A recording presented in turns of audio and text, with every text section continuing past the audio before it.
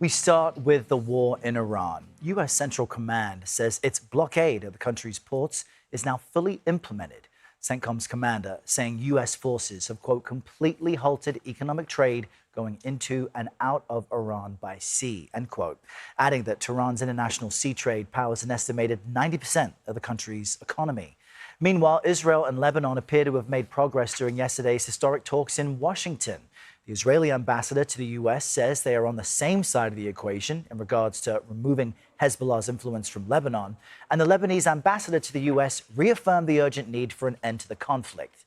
Meanwhile, Pakistan is working to renew U.S.-Iran peace talks after last weekend's effort fizzled, with the country's prime minister making a diplomatic visit to Saudi Arabia, Qatar and Turkey this week.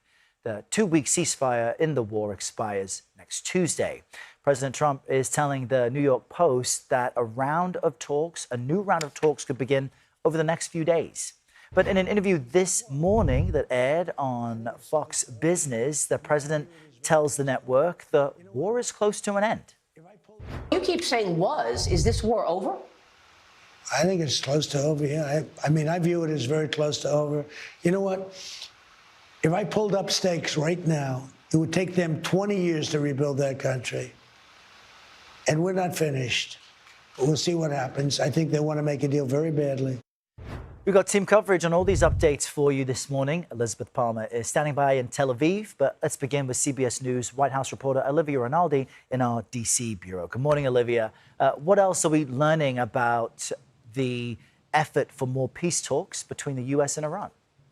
Well, President Trump yesterday kind of surprised everyone by telling the New York Post that essentially the talks could happen over the next 2 days in Islamabad. He told a reporter not to leave Islamabad because, quote, something could be happening over the next 2 days. We're more inclined to go there. Now, of course, there was conversations about whether these negotiation talks could happen in Geneva, Switzerland, if they could happen in Islamabad. But it appears the president is saying there are still conversations ongoing, diplomatic talks that are happening to end this war. We also heard from the vice president yesterday on what exactly President Trump is looking for to end this war. And it's not just a ceasefire. It's not just a reopening of the Strait of Hormuz. He says he's looking for the big grand deal. Take a listen to the vice president yesterday in an interview with Turning Point. Right now, the ceasefire is holding. And what you're seeing is what the president wants to make. He doesn't want to make like a small deal. He wants to make the grand bargain. Not a small deal, the grand bargain, right? And the grand bargain kind of harkens back to the JCPOA, right? The Obama-era nuclear deal. Errol, that took years to negotiate, but this president and his negotiating style really is make a deal first, hammer out the details later, but it appears with Iran they're going to need a little bit more assurance than just a ceasefire and reopening the strait in order to get to the table. We know this all really centers around their nuclear enrichment. Errol, we also heard from the United Nations Secretary General who said he expects those talks to restart soon, but everyone needs to get to the same table about what exactly they are negotiating, whether it's an end to the war or whether this is about the future of Iran and their nuclear program. And the president's certainly under pressure, Olivia. The war is very unpopular across the country, and I understand the Senate is expected to vote today on a war powers resolution aimed at curbing the president's powers to implement war in Iran. With the president's veto power in mind, what is the expectation? It's a good question because it's really going to test the Senate's appetite for this war. And we know, and the more interesting part about all of this is that Senate Republicans are saying they're not inclined to let this war go past the 60-day mark, because under the War Powers Act, that is when the president would then need to declare war, say this is an actual war, and then by that point, Congress would be able to give ample funding. Several Senate Republicans have already said they're not inclined to give that extra several $100 billion that the Pentagon is asking for if the White House does not ask for a war powers resolution. So we've heard from Senator John Curtis, a Republican from Utah, Senator Lisa Murkowski of Alaska, several other senators, Republican senators, who have said they're not inclined to give the president that vote. So that is notable there. Also, with the president's veto in mind, certainly this would be the first vote after he promised to annihilate the Iranian civilization. Take a listen to what one senator told our Major Garrett yesterday.